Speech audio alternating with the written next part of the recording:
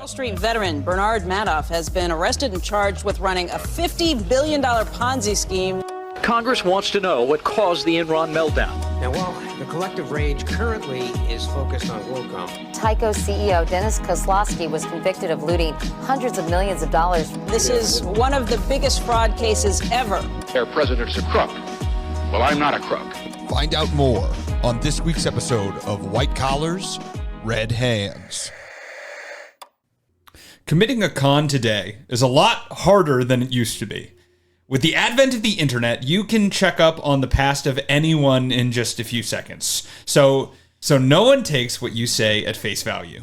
That way, if I went around telling someone that, I don't know, I was the monarch of a fake country in South America, I would be dismissed as some combination of crazy and or stupid relatively quickly. On top of that, as technology advanced, humans discovered new ways to take advantage of it, which then led to new ways of protecting it. Today, emails and messages are encrypted to prevent prying eyes from seeing what they shouldn't, unless, of course, you accidentally add another contact onto the Signal group chat, you know? Mm-hmm. But previously, stealing messages was as easy as walking down the road and looking up. Today, we discuss two stories where, due to the time they took place, the early 1800s, con men got away relatively scot-free with schemes that would be almost impossible in the technology era. So these are the stories of Francois and Joseph Blanc, the brothers who likely committed the first telecommunications fraud, and Gregor MacGregor, the man who sold a fake country throughout Europe. Gregor MacGregor. Gregor MacGregor. That could not be his real name. It is. It's like Philip Phillips, that guy that won American Idol.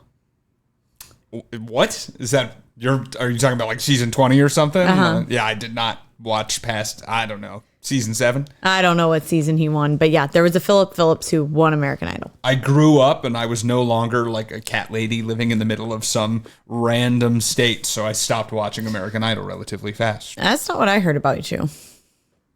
Do you see a cat amongst my place? Oh my God. No, there's no cats here. No cats. I'm crazy, but not a crazy cat lady. So with that, welcome back, everybody. I'm Kashan, the not crazy cat lady. And I'm Nina. So originally, the idea was that I was going to tell this very lighthearted, fun story about the Blanc brothers. Turns out there was not really enough to subsist an entire episode on it.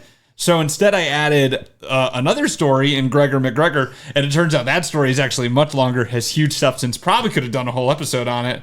But here we are. I'm giving you both. It's very steeped in a lot of history, so I just didn't get as deep into it. So if you want to do that, there's resources. He had multiple biographies written about him, Gregor MacGregor, and you'll understand why when we get to it in the second part. But to start off, we're starting off with Francois and Joseph Blanc, which in English is just Frank and Joe White. Mm-hmm. Sounds a lot more fun in French, though. It does. Francois and Joseph Blanc were, unsurprisingly, from France, and they were both working as bankers in Bordeaux in the 1830s. They made their living primarily dealing with government bonds, which they traditionally share an inverse relationship with the stock market. In general, if the stock market declines, the price of bonds go up as people hedge their investments against stock market volatility with the safety of government bonds. So the prices are influenced by each other. That's the thing you need to know. The brothers obviously traded these bonds on the Bordeaux Stock Exchange. That's where they are, right? But the primary stock exchange was located in Paris, 585 kilometers or 363.5 miles in freedom units away.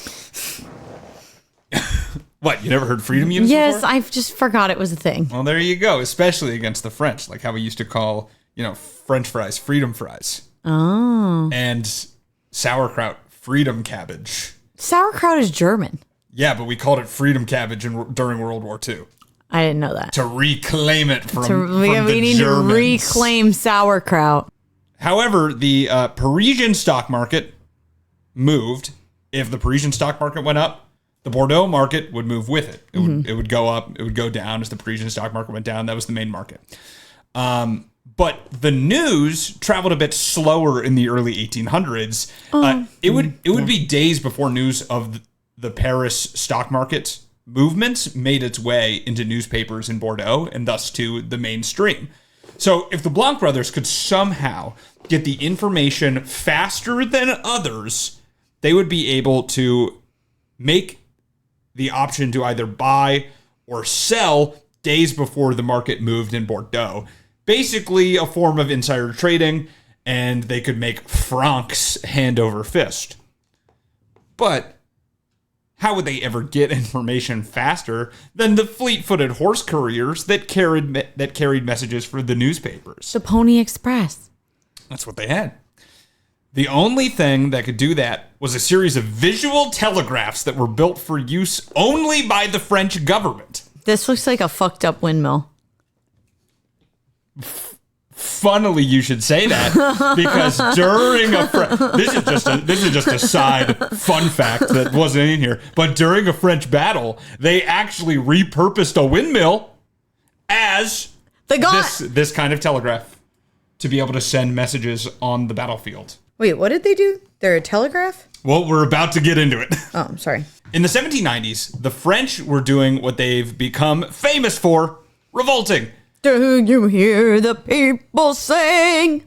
That was after this, but nevertheless. Well, they were on their way. The French Revolution kicked off in 1789, and the government acknowledged that they needed a way to quickly relay messages if they had any hope of keeping most of their heads on their bodies. At the time, like I mentioned, the main method for communicating was through the written word delivered by horse or coach messengers. But luckily, France had Claude Chop. Chop actually coined the term telegraph to describe his design, which consisted of what are called semaphores. The line was comprised of a series of towers anywhere from 5 to 32 kilometers, or 3.1 to 19.9 miles away from each other. On top of the tower was a post with 3 movable bars attached, a long regulator, and 2 smaller indicators. If the indicators were both up and the regulator was horizontal, it looked kind of like a goal post for football. And these could be moved into various formations by 2 levers inside the tower. Okay. Wherever the message started could move these beams into one of 92 shape configurations. The next tower in line could see the shape with a telescope and then would mimic the shape on their semaphore to give the next tower the signal, and so on and so forth down the line until the message was transcribed at its destination hundreds of kilometers away. Okay. That's confusing. What do you mean they make shape, next tower see shape, make shape. It'd go for multiple towers in line. Okay, until they can decode it? Yes, we're getting there. So counter to what most people's first idea would be, or at least what my first idea would be, the shapes do not actually represent a letter or symbol like in Morse code. That's not how it works. Instead, the symbols were sent in pairs. Every 2 symbols could be transcoded into one of 8,464 possible words or short expressions that you needed a code book to decipher. So every 2 codes, basically each code was a number. And then from the number, the first number would be the page of the code book it was on.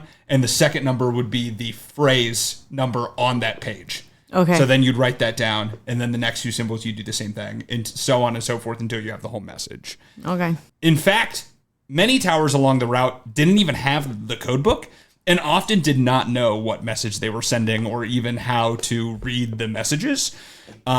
So they just copied whatever position the previous tower was making without any knowledge of what it meant, making it not only the first telecommunication system, but the first encrypted telecommunication system. Huh? We learned a lot about telegraphs recently because I did the whole background on the electrical telegraph for the Siemens episode. So you did. So you guys, we love a telegraph. We love a telegraph over here on White Collars, Red Hands. You now know a lot about how the telegraph was invented. This was extremely fast, though, compared to what they were using previously, and at its peak usage in France, messages could travel at the speed of 500 kilometers per hour. Oh, wow. That seems quick. It is quick. France invested heavily in this technology and ended up building 5,000 kilometers, or just over 3,000 miles of optical telegraph lines with a total of 556 stations that was used solely for government purposes, and most often for military communication. It was used during the French Revolution and also during the Napoleonic Wars, primarily. But the Blancs schemed to use it for their own nefarious purposes. They paid somebody in Paris to monitor the stock market for large swings up or down. When that happened, they would send a package to a semaphore tower in Tours, about 204 kilometers away from Paris.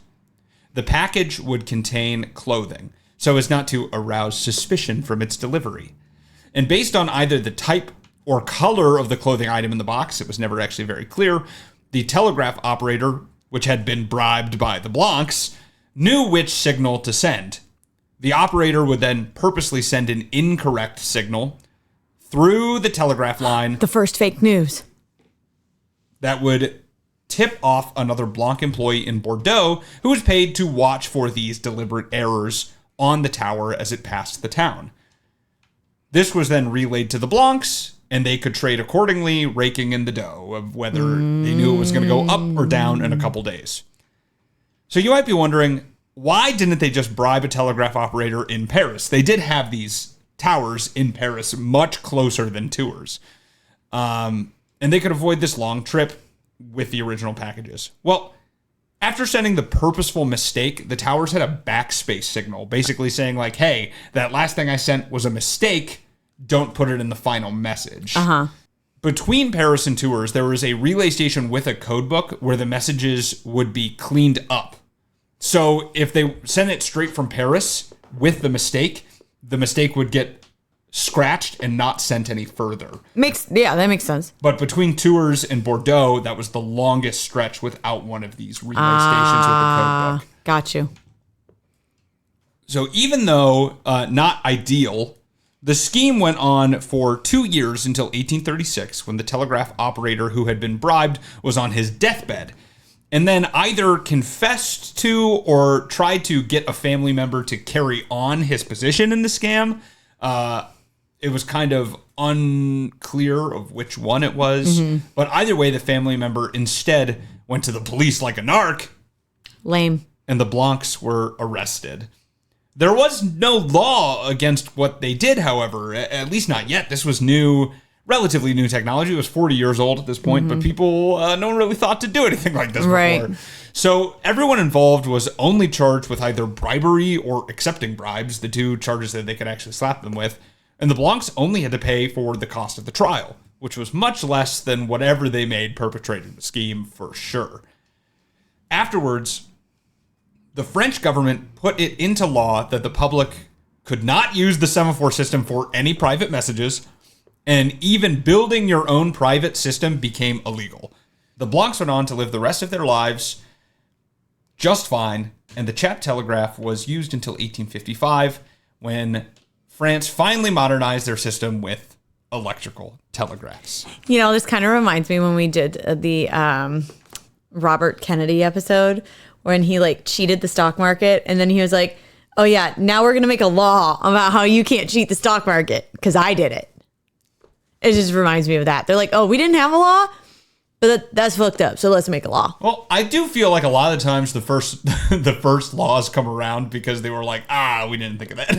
Yeah, true. It's like rules in sports. A lot of rules in sports come along because someone does something and they're like, I don't like that.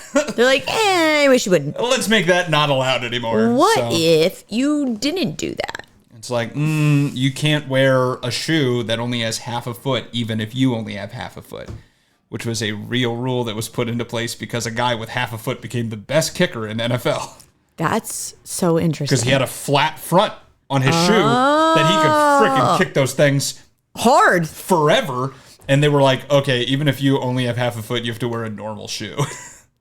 That's interesting. Yeah, it also kind of sucks. Like, that guy was born with half a foot. Just let him be better. He was born with half a foot? Yeah, he only had half a foot. That's crazy. Just let him be better then. Let him wear the special shoe and let him be better. He's had a hard life. Let him have half a foot. Let him kick a ball farther than everyone else. Yeah. NFL, you jerks. Huh. Anyway, how about that? with that side quest out of the way there. Yeah, so that was originally what today's episode was going to be. We're at the 17-minute mark of recording, so you could obviously tell that's not everything we could do today. Yeah. So you know that your life isn't going to be a good one when your name sounds like a Dr. Seuss character. So Gregor MacGregor was off to a rough start. Born on Christmas Eve in 1780. That's not even that funny, bro. It just sounds like a made up. It just all sounds made up. Gregor MacGregor, born on Christmas Eve. He was born on Christmas Eve in 1786 to a Jacobite family that had recently been removed from the list of outlaws. Oh. So therefore, his family wasn't... Can you remind me what a Jacobite is? Oh my God, it's actually so deep. They were an offshoot that they thought a different lineage of the British throne should go to this other guy who like vacated and then they were like, he should be brought back because he was exiled and they gave it to someone else. A bunch of like Game of Thrones type bullshit. Okay. So that. But recently they were like, all right, fine. The Jacobite uprising basically hasn't been a thing for a little bit, so your family can come back and not be outlaws anymore. Cool. So his family wasn't necessarily poor, but they weren't like super rich either. MacGregor jumped at the opportunity then to join the British Army at the earliest you could, 16 in 1803. Because his family was moderately well off, like I said, they took advantage of what I think is very stupid practice available in the British military until 1871, when they bought him the rank of ensign in his regiment for 450 pounds. I feel like you could have just worked your way there. You could buy rank at that time. If you had enough money, you could just be like, I don't know, make me a captain. That's crazy. So he joined just in time too, because that was the year that the Napoleonic Wars broke out in 1803. And there was plenty for a British armyman to do. And 1 year later, he was promoted to lieutenant, this time without having to pay for it. Probably felt a little better. Yeah. Or maybe not. He's crazy. That year, he met his first wife, Maria Bowater, who was the daughter of a Navy admiral and whose family was fantastically wealthy. Although her family hated Gregor, the two were married and he immediately put his wife's money to work, now purchasing the rank of captain for 900 pounds. It's like Scientology when you pay to go up the ladder. Basically, except for it's like the military. That's worse. Literally the military. For sure. Bad choice. And he's also young. So this like 20-year-old is now like outranked a bunch of like poor people who are much older than him. Terrifying, actually. Yeah, not good. In 1809, it is said that he had such a falling out with a superior that he requested a discharge, which he was granted, and they even gave him a refund for the ranks he purchased. Whoa. They gave him the full amount of money back, $13.50. Good for him. It's like, okay, well, I guess that's a good deal. He then quickly joined the Portuguese army, where he had been stationed with the British to serve during the Peninsular War, to serve as a major. This was not so perfect timing, though, as his British Army regiment that he was part of, the 57th Regiment of Foot. Such a stupid name for the things in your military, Britain, okay? Come on. They became famous the year after he was discharged for some battle heroics that they were part of and coined the phrase diehards. Oh. First time ever that was used, and that would actually serve as their nickname. Of course, many times MacGregor would mention he was part of this regiment, though, and very selectively forgot to mention that he was not there for the heroics that earned them the nickname to begin with. He was discharged a whole year before they ever...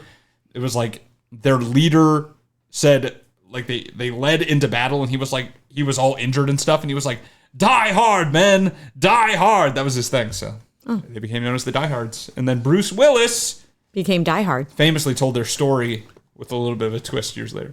I never saw that movie. It's nothing like that. So, at the age of 23 in 1811, MacGregor returned to Britain and started using a bunch of fake titles. Firstly, he used the title of Colonel, which he never reached at the time. He also said that he was knighted into a Portuguese order of the Knights Templar. Oh, God, the Knights Templar. So he would go by Sir Gregor MacGregor. And he also claimed that he had royal lineage, claiming to be a baronet, which, if you're wondering, is the rank below baron in the noble hierarchy. Oh. So his full title he went by was Sir Gregor MacGregor Bart, which is for some reason the title for when you're a baronet. Interesting. A Bart. A Bart. I don't know. All of this was bullshit. But Gregor saw how easy it was to get people to believe lies as long as you spewed them confidently enough. No one really ever was like, you don't seem like a knight. They were like, yeah, sure. He was also known for being like he had like a sophisticated like presence, so people would like believe a lot of this stuff just because he said it most of the time. And this lesson of just being confident in your lies was integral to the rest of his life's work. Later that year, his wife died, womp womp, and the Bowaters wanted nothing more to do with Gregor. They were like, get the hell out of here, man. We've hated you this whole time. So without his main source of income, his wife, he returned to the only true experience he ever had in military work. However, he had really unceremoniously left the British armies. Yeah. So he couldn't really go crawling back there. So he instead looked to the far-off lands of South America, where countries had declared independence from Spain recently and were mounting revolutions all across the coast, all across Central America. And they were looking for military leaders. Oh, so he was like, let me go kind of colonize. In a way. Opposite. He was fighting against the colonizers. Yeah, but okay, I guess. I think in no way I think objectively that's true. I just think it's weird. Well, England doesn't like Spain that much either. So, okay. Also, he like, don't get me wrong, he's not a good guy. He played the field a lot. He later would try to get on Spain's side and be like, hey, you need someone to like fight for you, and they just fucking ignored him. Good. So it's not like he did it out of any moral sense. I think they just needed people, and he said, all right. Yeah. Sure. And that is how Gregor MacGregor ended up touching down in Venezuela in 1812. He stopped lying about being a noble, but he kept his knight lie up, so he kept going by Sir Gregor MacGregor for the rest of his life, pretty much, as well as the lie about being part of the diehards, which got him a colonel position. Finally, he actually got the position he was lying about, commanding a cavalry battalion in Venezuela. That same year, he met and married his second wife.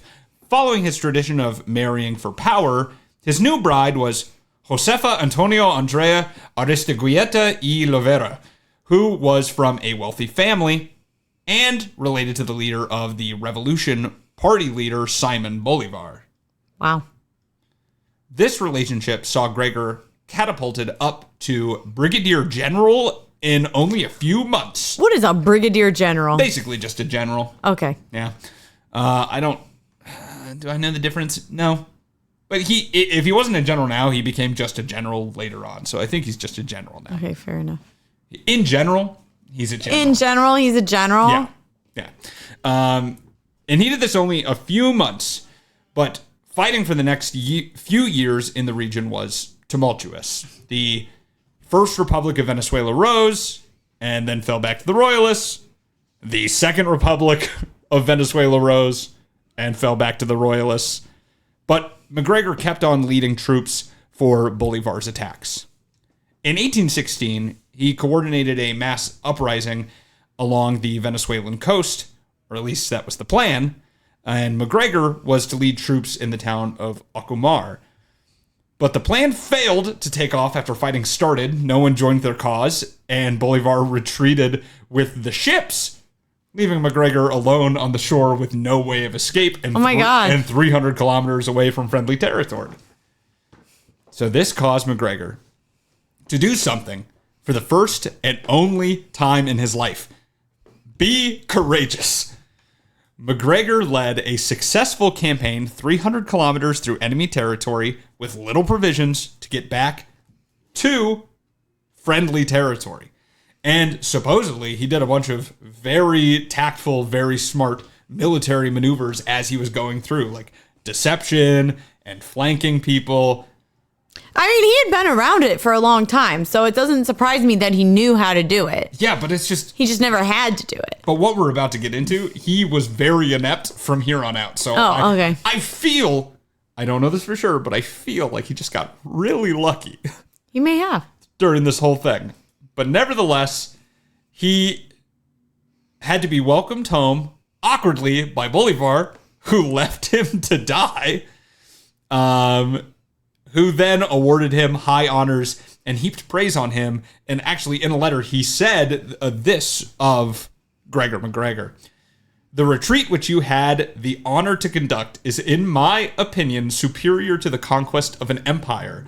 Please accept my congratulations for the prodigious services you have rendered my country.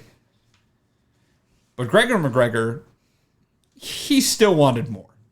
He didn't want to just be a general. He wanted to be a sovereign, which is why he traveled next to Pittsburgh. Oh, the best city in the world. To recruit mercenaries to capture one of the ports in Florida, which at the time were Spanish colonies. And with his newfound fame, he found it easy to get several hundred men as well as financial backers to mount the attack. So boom, MacGregor mounted an attack on Amelia Island off northeast Florida in 1817. The Spanish see this ship with like 80 guys aboard, and they assume that this must be the beginning of a large-scale annexation from the Americas. America was very vocal about wanting Florida at some point. Mm-hmm. So they were like, oh, here it is. Here they come. America's attacking us, and they just decided to surrender without a shot being fired because they're like, nah, we're good. What? We don't want to do this. So MacGregor, he won. And he raised a flag that bore a green cross on a white background, which he called the Green Cross of Florida, and tried to rally support in the area for an uprising against the Spanish. He had other men still back in America, but the American troops stopped them from coming. Interesting. And we don't know exactly what happened, but supposedly there are thoughts that he was like double-crossed by America, that America said they would give their support because they wanted Florida at some point. But then when he actually started taking it, they were kind of like, and backed off. Because he did quote later that his friends had betrayed him, but he was kind of like vague about who those were. Who the friends were. Yeah. So he's trying to rally support for an uprising against the Spanish, and this didn't work. MacGregor forbade looting, which made him very unfavorable amongst his men and followers, because now they weren't getting anything out of it. And then he ran out of money and started paying them in Amelia dollars, which were not real. They were made up by him and were worth nothing. So after a few months, the Spanish amassed forces on the Floridian mainland, and MacGregor gave over command to just like some other guy that was with him and just left 300 people behind on the island. Oh, perfect. And just left on a boat. And then they fought against the Spanish for like 3 months before finally surrendering. MacGregor then went on to do this exact same thing 2 more times, where he amassed troops, successfully took over a fort or city, ran it like shit, and then abandoned them completely to die. What is up with that? He's like, I'm going to do what was done to me. I'm going to screw you the way I was screwed. I really feel like he was like, I don't know, I got out of it. You'll be fine. You'll be all right. But they were never fine. They were never fine. First was at Portobello, not a mushroom. I was like, I've heard of that. But a port, a province in Panama. This time, MacGregor did not even fight with his men. He waited offshore on a boat until the victory flag was raised above. Okay, that is so lame. He sent someone. He's like, yeah, go get it. They raised the victory flag. He was like, oh, sweet, we won. And then he came on land. He then delegated all of his leadership duties to others, did nothing basically, and got drunk the whole time. So this led to a lack of patrols around the city, which allowed the Spanish to just like march directly back into it while MacGregor was sleeping.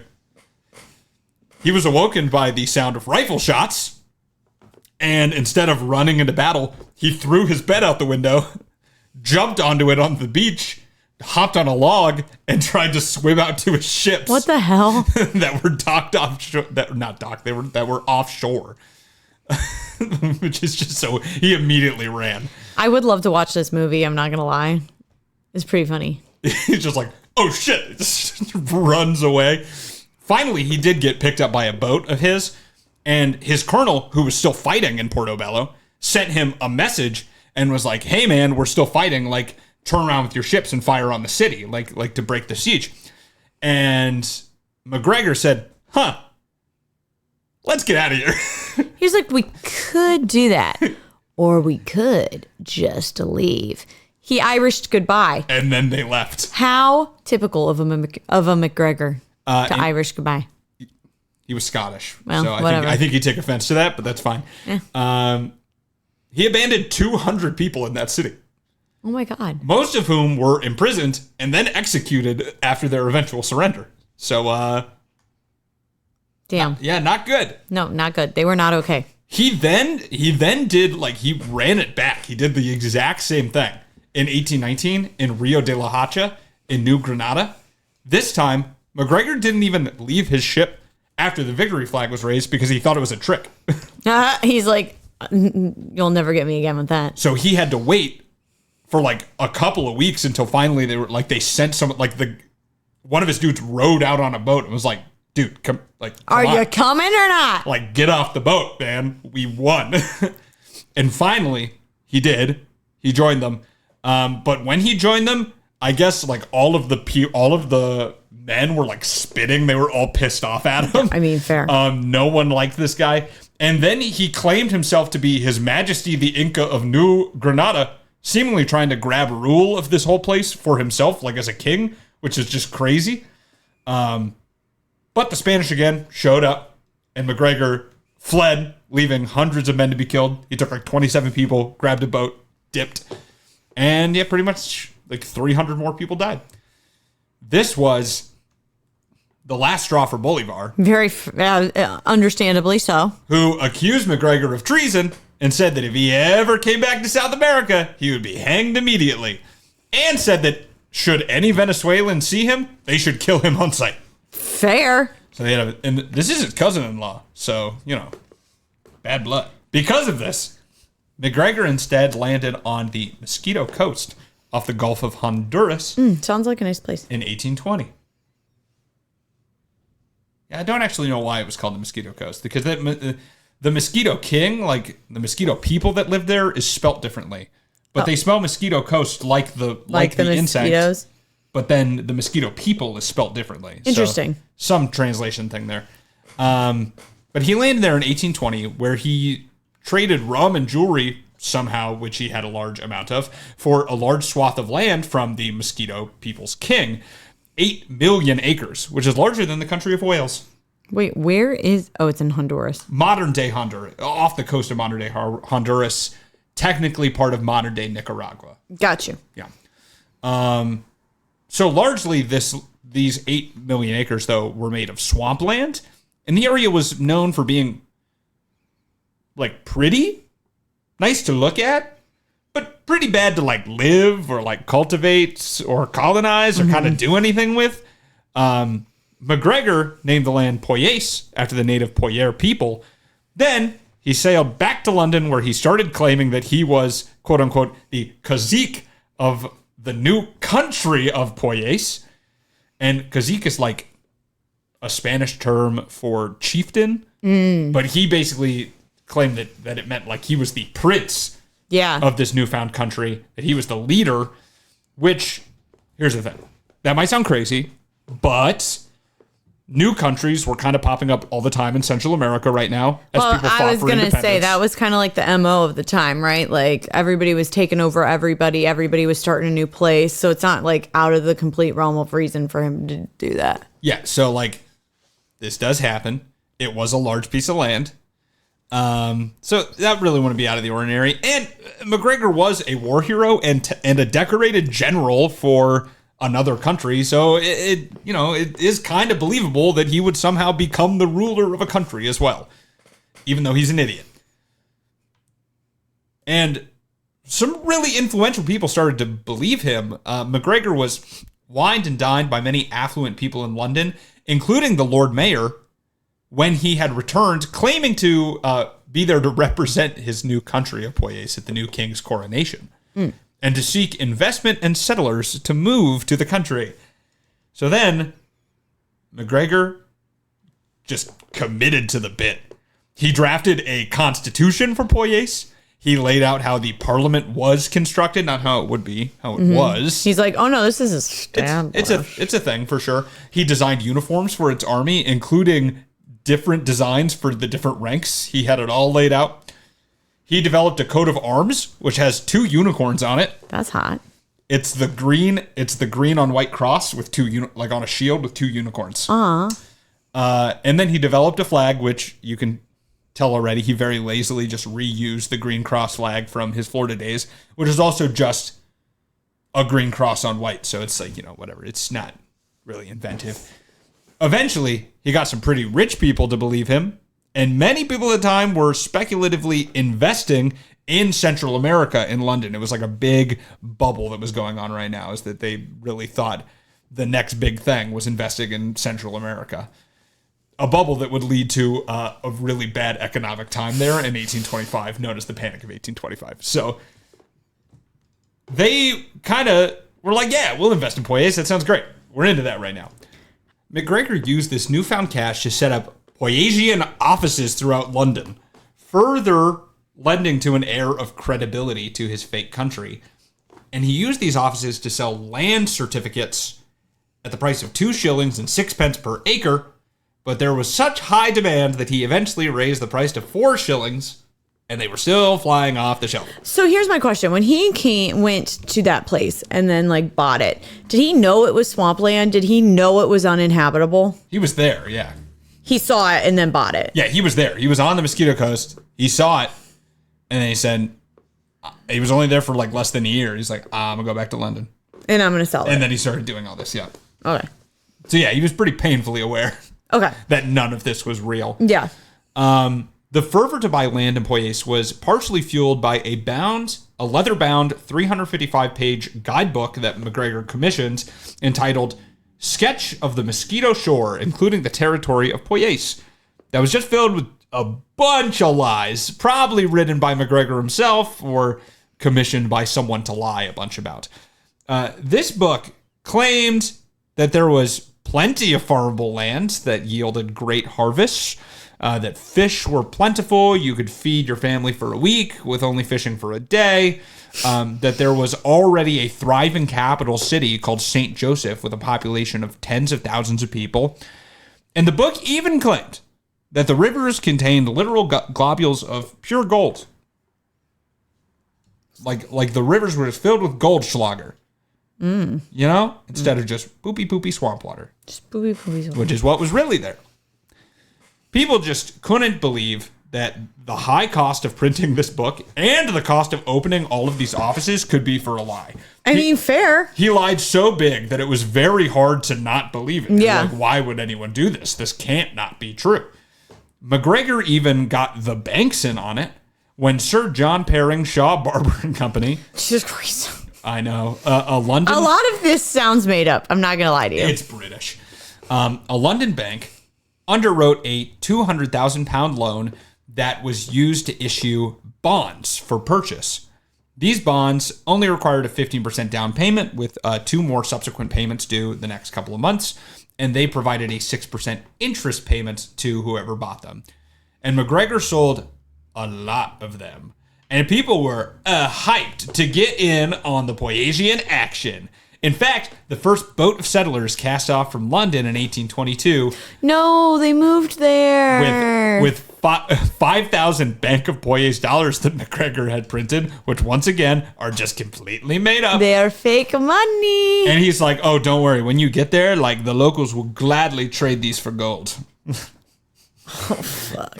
They didn't, by the way. No. Spoiler alert. They made a trip across the ocean with 70 people aboard. And of course, when they got there was no Poyais. It's just a random ass swamp in the middle of Central America. This is a worse fire festival. Yeah, because they were going to live there. Yeah. You know what this actually reminds me of? And this is a segue. I'm sorry. But if you know anything about People's Temple.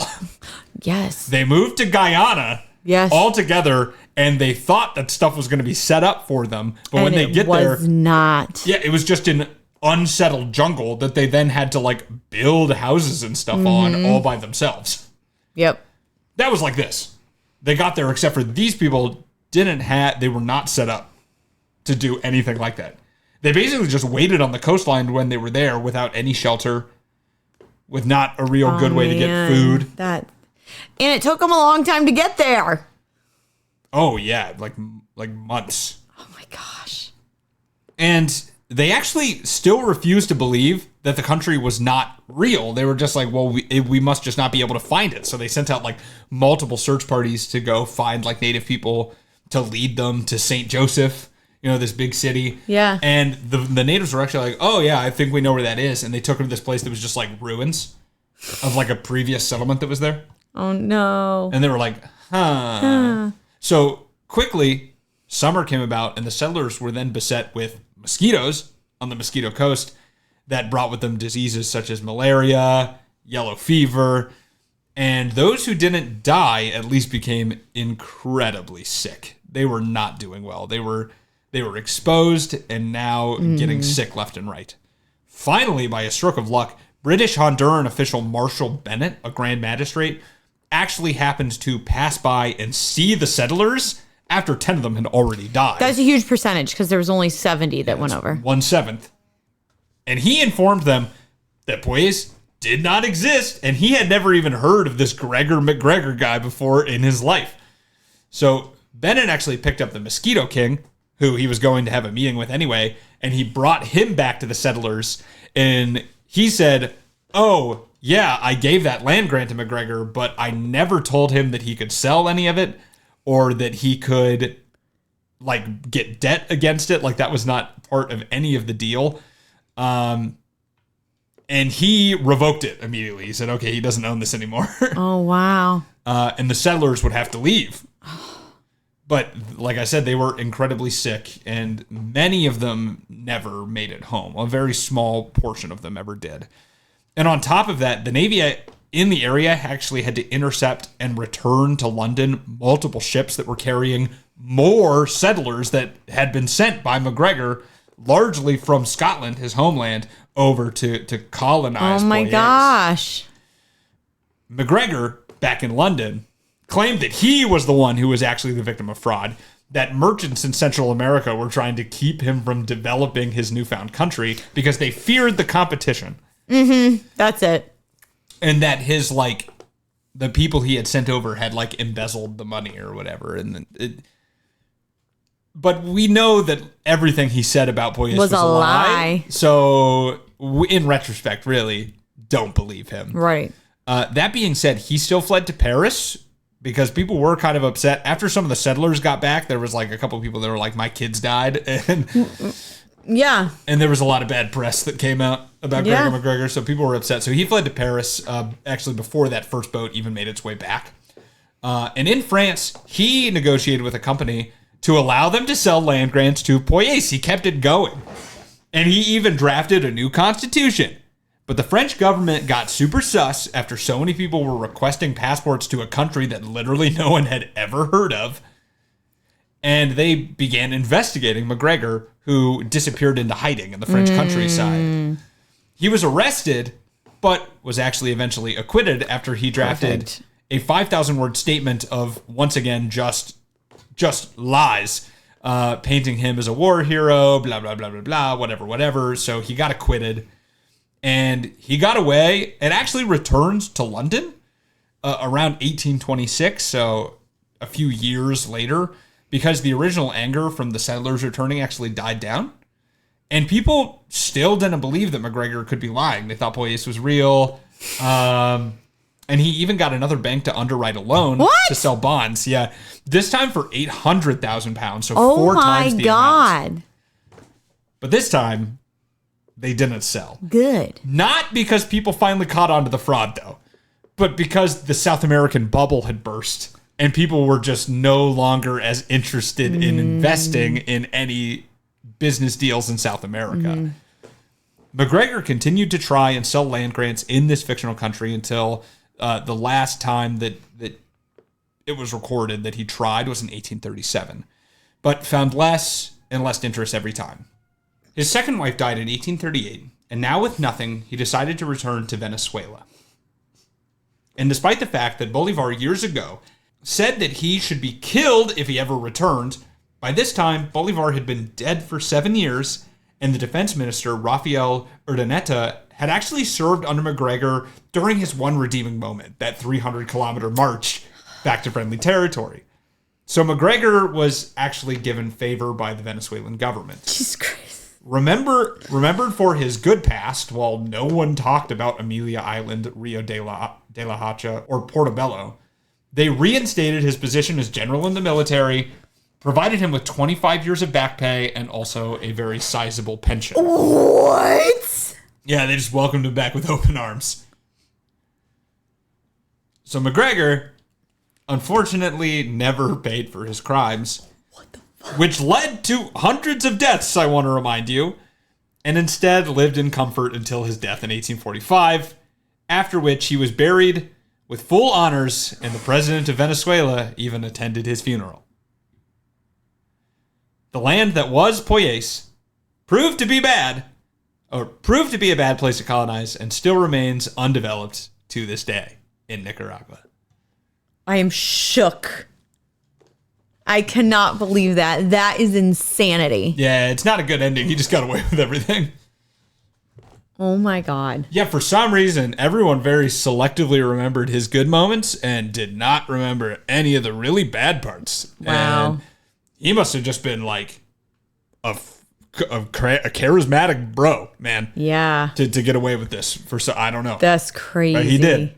Died with full. They're like, oh, here's back pay and pension. Oh yeah, he was fine. He had more than enough money. He never wanted for more. That's so annoying.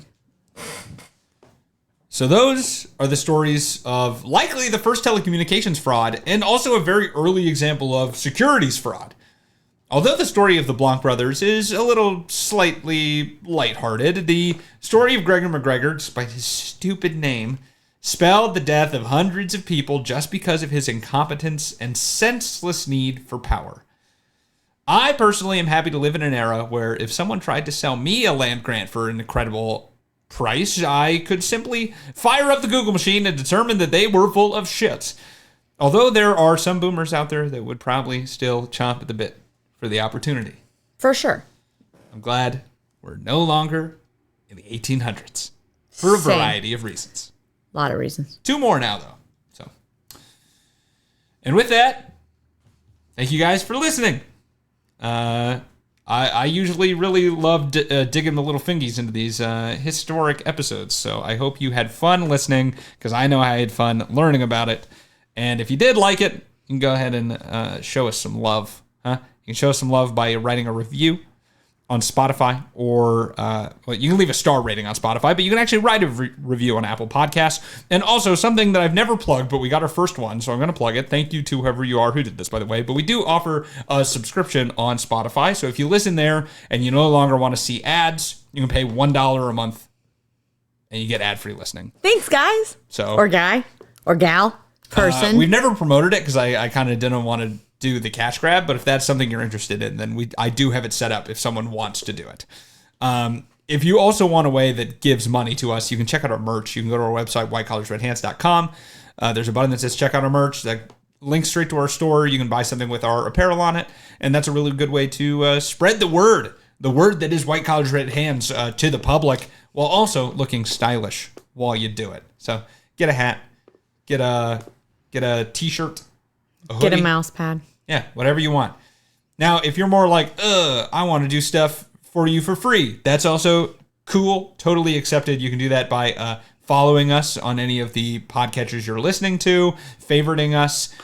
You can also do that by following our socials, facebook.com/whitecollarsredhands, X at whitecollarspod, Instagram at whitecollars_redhands. Also, you can catch all of our teaser videos for our episodes on TikTok at whitecollarsredhands. You can also contact us directly. You can contact us by DMing us on any of those platforms, but you can also contact us by sending us an old email. We still receive those, whitecollarsredhands@gmail.com, or go to our aforementioned website and go to the contact us page. You can send something through there, which someone recently did, so thank you for that too. I got the word of mouth in already, so I kind of did that in an interesting order. That's right. But I think I got everything. You got it. Yeah, I riffed and I got it. I'm feeling This guy. feeling riffy today. So thank you guys so much for listening, and we will see you next week on another episode of White Collars, Red Hands.